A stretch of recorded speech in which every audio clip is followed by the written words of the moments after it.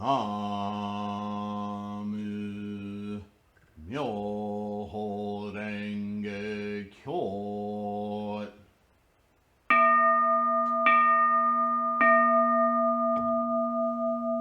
나무 묘호랭개교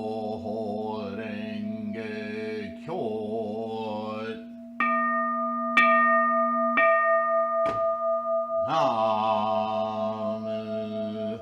묘호랭개교.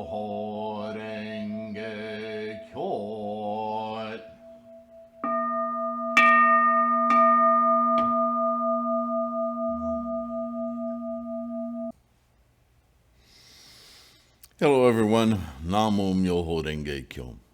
I hope you're feeling well and that you're safe, secure. We're going to continue with the treatise on protecting the nation. And in this section 3, the Nirvana Sutra for amplifying the Lotus Sutra, Nichiren says he's going to state that the Nirvana Sutra was preached to elaborate on the Lotus Sutra. Now, in many ways, he's already quoted many passages from the Lotus and the Nirvana that prove that point. So I suspect he'll delve deeper into the nature of the Nirvana and how it supports the culminating teachings of the Lotus Sutra, the self-practice, right? This first question is interesting because we've become accustomed to Nichiren pulling from many sources to make his point when he answers a question. But this question, being quite elaborate, is probably Nichiren saying what he's tired of hearing. These arguments from these other schools that want to cast doubt on what he's saying about the Lotus. In other words, they've run out. They can't find answers in the sutras anywhere. They can't justify that they're not practicing the Lotus Sutra as central to this age, this time, this capacity of people. They have no argument to stand on. So they resort to what he lists in this question as this quasi-rhetorical argument. So here's the question. Such virtuous Chinese monks, such as Fa Yun of the Guangchesu Temple and Hui Quan of the Dao Changzu Temple, regarded the Lotus Sutra as having been preached in the 4th period of the Buddha's lifetime of preaching, and they held that compared to the Nirvana Sutra, preached in the 5th period, it is merely a teaching of transiency, like the tasting of butter, which does not taste quite as satisfactorily as ghee, clarified butter. Grandmaster Tendai criticizes this in his profound meaning of the Lotus Sutra, Facile 10, maintaining that although the Lotus and Nirvana Sutras are of the same flavors, the Lotus Sutra is like the harvest in autumn, while the Nirvana Sutra is like the gleaning. Both Fa Yun and Tendai are avatars of the great sage, in other words, embodiments of Buddha. Both are virtuous monks, whose opinion is correct to dispel our doubts. Interesting question, isn't it? So it's obvious Nichiren is posing this question because he's writing both question and answers, as you know. As to ultimately the weak argument that is finally made, because they have no argument to stand on, is, this is a matter of opinion. Whose opinion should we follow, right?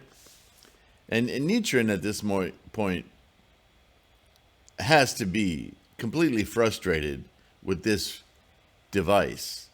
As you know, a lot of debate happens in not just Japan, but previously in China and so forth, to get to the merit, the truth, the essential core. This happens throughout the history of Buddhism, right? So his answer is, You should suspect anyone, even commentators and translators of India, who does not comply with the commandment of the Buddha, the exhortation of the Buddha, to distinguish expedient from true teachings. Right? It's in his teaching, which is the proper order, and you shouldn't hold superior teachings that are meant solely to enhance and advance people in understanding to the actual point of the teachings, right? You're confusing things. It's in the Buddha's own words, in Shakyamuni Buddha's own words. So he continues, how much more so with commentaries written by such Chinese masters as, and then he goes, oh, you want to name a few? Here we go. Tendai, Nai Yun, Hui Su, Hui Fa Yun, Hui Quan, Qi Yen, Chia Sheng, Chia Tsang, and Shan Dao. You can trust even scholars of the latter age if they keep the teaching of the Buddha, Shakyamuni, in the Nirvana Sutra, quote, rely on the Dharma, not the person. He keeps coming back to that. Why are you choosing people? That's not the argument. The truth is in the teaching. Read it, and it's obvious. Now you want me to change? No, whose opinion should we follow? There is no opinion here. There is the teaching, and the teaching is very, very clear. And that's his answer. He doesn't go any further than that. Why entertain these childish questions? They don't even deal with the matter at hand. They try to, it's like today, we have in political debate and propaganda all over the world today, everything resorts to a cult of personality. We shouldn't look at their, whoever it is, as their merits based on what the rules they want to live by, or the protocols they want to live by, or the proposals that they make for governing. No. Don't look at what actual work they might be doing, or actual systems and ideas that they have. No. Look at their hair. Look at who they go to bed with. Look at, the clothes they wear. Look at what they said about this. Right? The world today is being run by children going na at each other instead of the merits of their freaking homework. What in the hell is going on? I mean, in a way, it's comforting to know that this is nothing new. But the flip side of that is, really? Still? Didn't we reach a point somewhere in our growth as a species to listen to logical arguments, reasonable inferences, and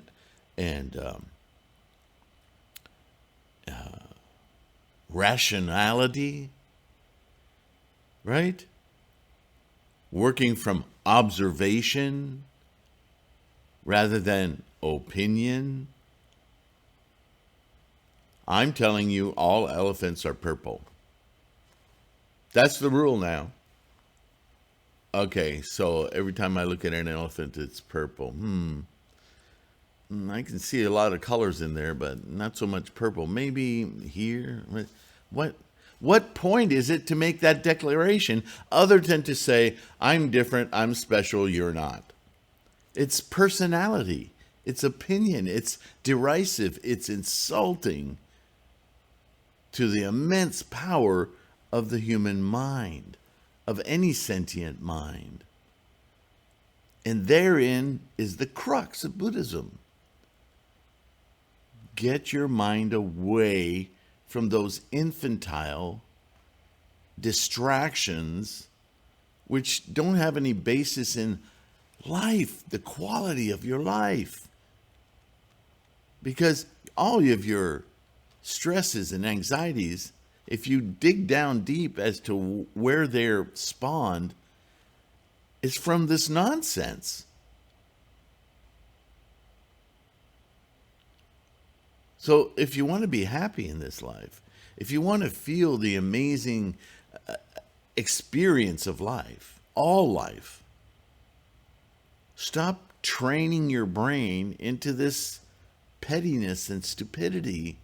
It's like a bad drug.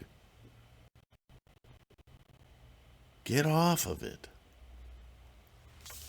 Question. The Nirvana Sutra, Facile 14, likens all Mahayana sutras expounded during the Buddha's 50 years of preaching to the first 4 or 5 flavors. Here we go with the flavors again. Comparing the Nirvana Sutra to the 5th and supreme taste of Daigo, the ghee, and decisively states that all Mahayana sutras are 1 billion times inferior to the Nirvana Sutra. He's continuing the same questioning, right? Moreover, Bodhisattva Kashyapa revealed to the Buddha, quote, I gained the right view today for the first time. Until today, I've all had mistaken views, end quote. It means that sutras such as the Lotus Sutra, preached before the Nirvana Sutra, are all of mistaken views. You should know that the Lotus Sutra is of a false view, Nichiren. Neglecting the right view, the eternal presence of the Buddha nature. Deciding on the comparative superiority of the Nirvana Sutra and other sutras in his Treatise on the Nirvana Sutra, Bodhisattva Vasubandhu placed the Lotus Sutra and the Wisdom Sutra equally in the 4th period. How can you consider the Nirvana Sutra of the right view as being an amplifier of the Lotus Sutra of the false view? What do you think of this, Nichiren? Okay. Answer. It is clearly stated in the Lotus Sutra that the true intent of the Buddha has completely been preached in it. Right? All those statements in the Lotus Sutra, this is the one vehicle, Kashyapa. There are, not Kashyapa, who is he talking to?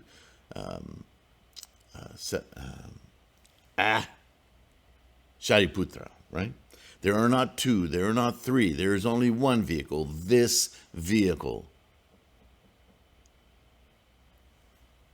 It just says it repeatedly in the Lotus Sutra. The 2nd chapter on expedience declares, now is the time to expound the wisdom of the Buddha, end quote. In this Lotus Sutra, the 2nd chapter. Remember, we recite that one in Gamgyo. The 16th chapter, the other one we recite, the lifespan of the Buddha, or the Tathagata, states, quote, I have always been contemplating how I should lead all people into the supreme way, enabling them to become Buddhas promptly. Remember that very last stanza? The 21st chapter on divine powers of the Buddha states, why? Sorry. The 21st chapter on divine powers of the Tathagata states, in sum, the teachings of the Buddha are all revealed and clearly expounded in this sutra. Once again, Nichiren is pointing out, if you just read the sutra,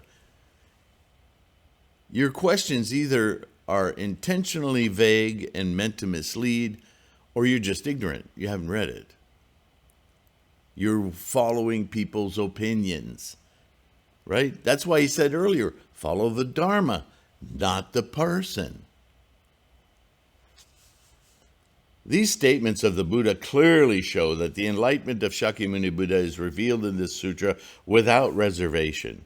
Moreover, the Buddha of many treasures and the Buddhas in manifestations in all the worlds over the entire universe gathered together in the courtyard on Mount Sacred Eagle to validate the words of Shakyamuni Buddha. Quote, of all the Buddhist scriptures which have already been preached, now being preached, and will be preached in the future, end quote. Remember, we hear that quote all the time. Why doesn't this sink in? But Nichiren repeats it again in the form of this document, right? Because he's trying to make a complete treatise here to cover all bases. Deciding that no sutras are as difficult to understand and put resolve in as the Lotus Sutra, supreme of all scriptures. Nevertheless, suppose Shakyamuni Buddha alone changed his mind. After the Buddha of many treasures and Buddhas in manifestation throughout the universe returned to their respective worlds as preached in the 22nd chapter on transmission, and preached the Nirvana Sutra declaring that the Lotus Sutra is inferior to the Nirvana Sutra. See, he did that. Who would believe this? With this deeply in mind, I perused the 9th facile of the Nirvana Sutra. It preaches amplification of the Lotus Sutra. Quote, just as fruit will profit all living beings and bring about much comfort in life to them, the appearance of this Nirvana Sutra will reveal the Buddha nature inherent in people. Just as the guarantee of future Buddhahood granted to 8,000 Sravaka in the Lotus Sutra is like the bearing of huge fruit after the harvest in autumn and stockpiling for winter, the Nirvana Sutra has nothing to do except gleaning. The Lotus Sutra does all the work. The Nirvana Sutra simply polishes it. It says, there it is, the lotus. According to this passage, if the Lotus Sutra is a false teaching, is not the Nirvana Sutra also false? Right? You can't have it both ways. It is clearly stated here that the Lotus Sutra is like a great harvest, while the Nirvana Sutra is simply gleaning from that harvest. You can't glean from no harvest. The answer is in the very words they use that they twist and to misunderstand themselves, I guess, to bolster their opinions. But it doesn't make sense. This is what Nichiren is pointing out. Thus, the Nirvana Sutra declares itself to be inferior to the Lotus Sutra because it has no guide, no method other than fawning over, holding proud the teachings of the Lotus Sutra. There is no mistake about the words of the Lotus Sutra, chapter 10, teacher of the Dharma, stating that it is superior even to the sutras to be expounded in the future, the Nirvana Sutra. Bodhisattva Kashypa's words of understanding and the passage in the 14th facile of the Nirvana Sutra comparing Mahayana sutras to 5 flavors do not intend to slight the Lotus Sutra. As Kashyapa himself and his disciples now, for the first time upon listening to the Nirvana Sutra, were able to understand the meaning of the eternal presence of the Buddha nature and attainment of perfect enlightenment by Shakyamuni Buddha in the eternal past, expounded in the Lotus Sutra, they simply stated that their understanding had not been correct up until then. They weren't diminishing the lotus at all. They were gleaning. It is not that they were comparing the superiority of doctrines. As for the simile of the 5 flavors, it denied, again in the Nirvana Sutra, the pre-Lotus Sutras, which had been invalidated in the Sutra of Infinite Meaning. It was not to negate the Lotus Sutra. Regarding the treatise on the Nirvana Sutra, as is mentioned in the note beneath the title, it was a work of Bodhisattva Vasubandhu and was translated by Bodhiruchi. The commentary on the Lotus Sutra, likewise, was written by Bodhisattva Vasubandhu and translated by Bodhiruchi, which has many discrepancies as compared to the Lotus Sutra. The treatise on the Nirvana Sutra, too, has discrepancies as compared to the Nirvana Sutra itself. I believe these discrepancies stemmed from mistakes on the part of the translator, not Vasubandhu. You should not trust these translations. Wow, that's really amazing to me to read that. How many times have I talked about translation bias? In all of these hundreds of videos I put on this channel. I'm constantly harping on that. Don't just read this word from this English translator and chew it up and swallow it whole. Ask yourself, what is the meaning of the sentence? What is the meaning of the paragraph? What have I been reading? That word doesn't belong. That's an inflection, an infusion from the cultural bias that's just hardwired into the translator. Or worse, it's a cultural touchstone that a non-Westerner thinks they must use in order to get a Westerner to understand a concept from their point of view, which they don't understand. Talk about confusing things. Yeah? And here is Nichiren making the same observation that thousands of years before him, Vasubandhu was writing important documents, and many of his documents were translated by others who inculcated their own biases. So don't refer to the rehashed 10th version of a version of a version. Remember the old joke about the person tells someone about, meeting them at 8 o'clock at the theater on Broad Street, and that person says, oh, there's something happening on Broad Street at 8 o'clock, you need to be there. And that other person says, there's something happening on Broad Street, we need to figure it out. And by the time it gets to the last one, it goes, there's a fire and a pregnant woman is running down the street somewhere on Broadway. That things get distorted and out of whack when they go from person to person to person. Why do I say this? Not only as an example for this, but as an example to bring everything back to center, constantly repeating, don't follow what the people say. Don't follow the person, no matter how lauded they might be. If they are deviating, even in the slightest, from what you can read for yourself, then follow the Dharma, not the opinion, not somebody's misreading. Yeah? I mean, it's common sense. Something it seems to be in short supply these days, doesn't it? But not just these days, obviously in Nichiren's day as well. This is a human dis-ease. This is a human samsaric problem. Because that kind of thing, following the person, the opinion, comes from attachments. It comes from ownership. Even ownership of the wanting to be right. I want to be right. I want to be the one people go, oh yeah, he knows. She knows. Well, she's great. She knows everything about what this means. She may, but if she deviates from what you yourself can read in the sutras, and your insights far more trustworthy, yeah?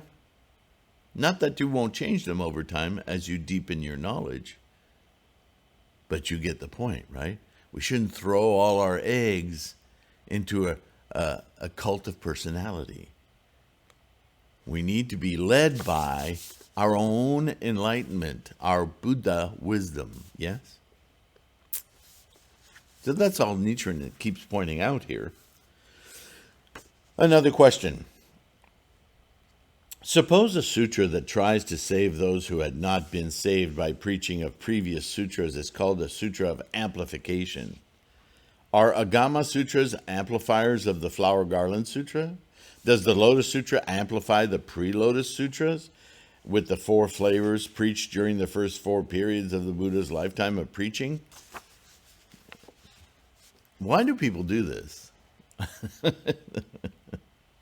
Okay, so you learn math, you learn numbers, you learn fractions, you learn addition and multiplication, you learn formulas, you learn algebra, you learn geometry, you learn trigonometry, and and ultimately maybe you go into some other application of mathematics, maybe physics. You're a physicist, or which is almost pure math, right?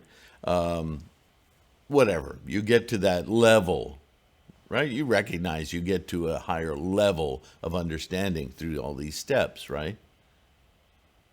Now, would you say that learning about fractions amplified what you knew about numbers? Does that matter? You know something else that you can do with numbers. That in itself is something known. Then you take fractions and you learn how to manipulate them so that you can figure out other problems. Oh, it's problem solving that learning all this language of numbers is about. Knowing 1/4 doesn't make the 1 and the 4 any more powerful. It makes them more useful in certain circumstances. It expands your power of reasoning. That's what's getting amplified. Is it these opinionators? They want to turn everything into an argument of, what's better and what's superior. And there is it's in the sutra itself. The first chapters of the Lotus Sutra are all about making this singular point. Forget everything that I taught you before. That was just to help you get here. I taught you how to dress yourself. I taught you how to dress yourself for cold weather, how to put the right shoes on so you don't sink in the snow. Okay? Now we're out here on a glacier. We have things to be really mindful of. Do you really want to ask me if you should have wore the red snowshoes or the blue snowshoes? What is your problem? Be here now. It's incredible. And I know that Nichiren is stating these questions himself, but obviously this form that he's using is representative of a general onslaught that he is getting from every level of the community, from the elite government to the everyday person. So he's not pointing them out singularly, so he doesn't insult them personally, but he's hovering these questions over them like, yeah, you've wanted to ask me that, haven't you? You've actually made that argument in private or with others or even at debates. Let me shoot it down again and show you how to be reasonable and rational, because the answers are all there if you'll bother to read them. And we get this all the time. People are willing to make so many claims about Ayn Rand and her writings without ever having read one of their books or her books, or having it read superficially and taken one idea and then that's the whole of Ayn Rand. It's pathetic. We're far more intelligent than that.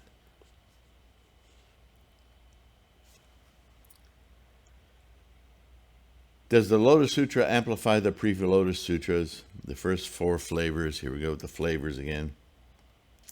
Answer. Those pre-Lotus Sutras with the first 4 flavors will enable bodhisattvas, human beings, and heavenly beings to attain Buddhahood.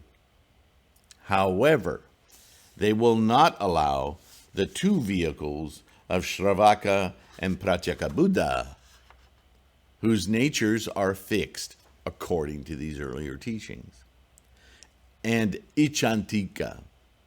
Their natures is to be stubborn about what they think they know, and it blinds them to anything further. That's what Ichantika means. And we read about them in the Lotus Sutra. When Shakyamuni says, I am now going to lay it on you, how to achieve Buddhahood, perfect and immediate enlightenment. And it's something like 8,000 or 80,000. I think it's 8,000 arhats, these people of fixed nature, pratyeka Buddhas and Sravakas. They've reached arhatam. They go, well, I know the rest of this movie. I don't need to sit here. And they get up and they walk out. Right there in the ceremony in the sky. Shakyamuni Buddha elucidating, all right, now I'm going to show you how to attain Buddhahood. And they all get up and go, and they leave. I'm going to go get a snack. And Buddha doesn't say a word. Remember in the Lotus Sutra, he just sits there, waits for them to go. And then he says to the people who are remaining, I think my favorite interpretation of what he says is in H. Kern's translation of the Lotus Sutra from 1880s. Yeah, it's a while ago. He says, Shakyamuni says to the crowd, now that the trash is out, now that the trash is left. Ow. There's a lot more to it than that. But basically, Shakyamuni lets them leave because they think they've achieved something they have not. They're arrogant. And people who go through that much scholarship, that much training, that much self-teaching, right, for years and years, who then think at some point, aha, I've got this. And then the very author of the teachings that they've been learning, self-teaching for years, they get to meet him. They get to meet the writer, the inventor, the founder of the very teachings they believe they've mastered. And now he says, now I'm going to take you all the way there. I'm going to show you. Now, if you were honest with yourself and really interested in your enlightenment, wouldn't you hear that from the teacher and think, did I miss something? Wait a minute. I thought I got there. Did I miss something? Let me listen. Let me pay close attention so I can at least validate that I've gotten what I think I've gotten. Right? Wouldn't you have some humility in front of this man? This personage of Buddha-ness? Right? It's what you claim to have achieved. What can you lose by listening to the master himself? Nope. Phew. I already know. I'm good. Watch me walk out. See you later, Buddha. It's mind-boggling, isn't it? But don't we meet people like this all the time? Aren't we guilty of doing the very same things? Oh, don't say that, Sifu. I can remember times in my life when I was that arrogant person. Oh, it's so embarrassing. I have so many regrets. You don't need to regret if you can now see beyond. The only thing you need to regret is if you adhere to those same earlier arrogant thoughts. That you should regret. Yeah? I think it's wonderful that he points this out. Because until the Lotus Sutra, those people couldn't access their Buddha nature. They couldn't because of their own deterrence. Right? Moreover, if we delve in the heart of the Buddha, actually the attainment of Buddhahood by bodhisattvas, human beings, and heavenly beings, preached in these sutras too, has no substance. It is because those sutras have not preached the doctrines of, quote, mutual possession of the 10 realms and attainment of perfect enlightenment by Shakyamuni Buddha in the eternal past. And this is something Nichiren, this is a lynch point of Nichiren's whole doctrine of the Lotus Sutra and his elucidation to the method of practice. It's simply that in the 16th chapter, it is only then, of all the teachings of Shakyamuni, that he makes it abundantly clear that although all of his students, during all of his lectures, during his entire lifetime of more than 40 years of teaching, never once had they considered that he, the man, Siddhartha Gautama, who attained the singularity of Shakyamuni as an embodiment of Buddha-ness, that everyone has taken for granted that this is some special condition that this holy man, this singular man, had achieved and was only living on this planet to give crumbs of advice to those of us lowly beings roaming the planet on how we might aspire to this Buddha-ness. And in the 16th chapter, he says, nope, that's not right. The reason I'm just a man is so that you can see you can do this for yourself. And that this Buddha-ness that I have embodied is always there. It's in you now. You just need to awaken your mind to it. Don't be so attached to your delusions, and think for a minute. Allow your mind to breathe for a moment, and you can invoke in this one vehicle, Myoho Renge Kyo, be present, and determine your mind. Invoke your own Buddha-ness within your samsaric mind. Do that immediately. Na Mu Myoho Renge Kyo. Be the embodiment of Buddha-ness. It's there all along. All you need to do is commit. This is why resolve and determination is so important, because you got to defeat those billions of monkeys that want to hold on to everything. That doesn't mean extinguish your earth, your life, your samsaric apparatus. No. Simply shift your understanding of how it is here, why it is here, what is going on, and let it appear to you as it truly is forming. Its kinetics, its momentum. Yeah?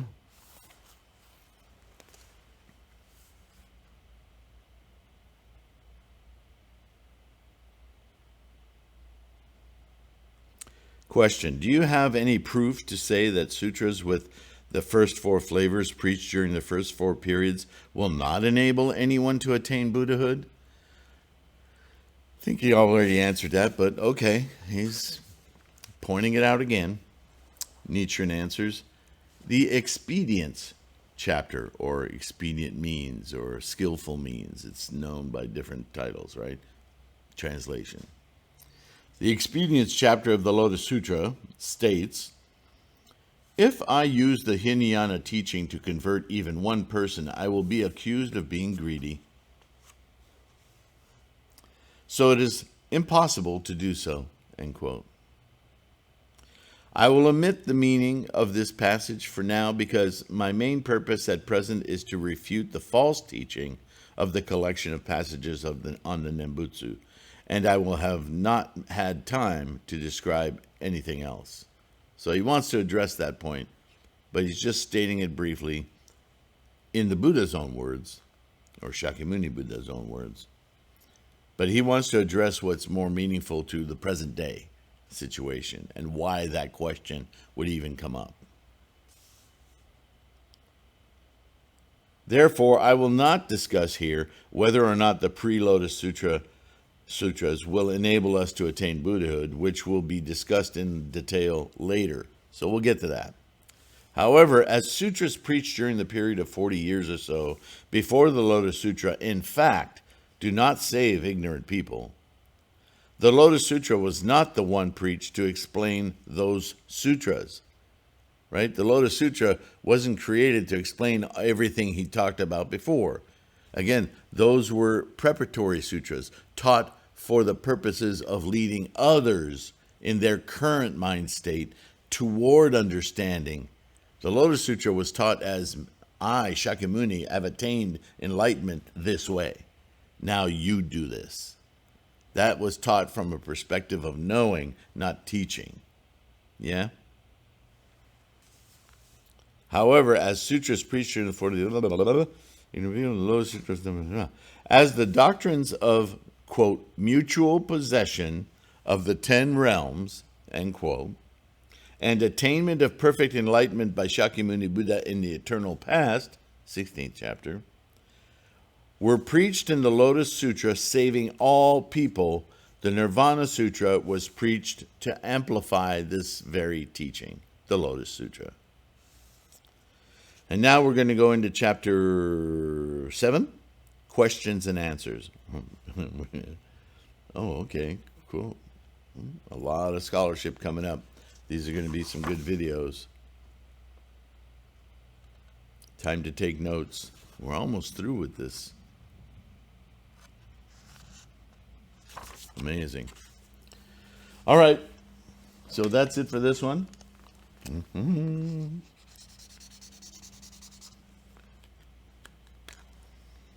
If there's anything I read here, especially like I just did where Nichiren says, I'll leave that for later, and that's annoying you, let me know, email me, put it in the comments, and I'll address any questions, specific questions, be particular. I'd prefer that if you ask me some large, uncontained question about Buddhism, I'll answer it in videos, or I'll point you to videos where I discuss those things. So hopefully that's useful for you. But if you ask me something more specific, how a certain aspect or an earlier teaching of Buddhism, whatever,